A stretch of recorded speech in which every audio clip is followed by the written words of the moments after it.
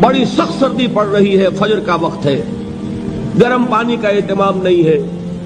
اب اس وقت فجر کی نماز کے لیے اٹھنا، ٹھنڈا پانی اگر ہے تو وضو تو کرنا ہوگا، اس ٹھنڈے پانی سے وضو کرنا، اس وقت لحاف سے نکلنا ہی بہت مشکل، ٹھنڈے پانی سے وضو کرنا اور مصیبت۔ یہ جب تک انسان میں صبر کا مادہ نہ ہوگا ممکن ہی نہیں۔ اس کو کہیں کہ صبر علی الطاعہ، اطاعت پر صبر کرنا۔ ناگواری محسوس ہو رہی ہے لیکن اس ناگواری کو برداشت کرتے ہوئے انسان اللہ کے حکم کے اوپر جمع رہے، اللہ کے حکم پر عمل کرے۔ یہ کیا ہے؟ یہ صبر ہے۔ اگر یہ صبر نہیں ہے تو ظاہر بات ہے کہ انسان اللہ کے اس حکم پر عمل نہیں کر سکے۔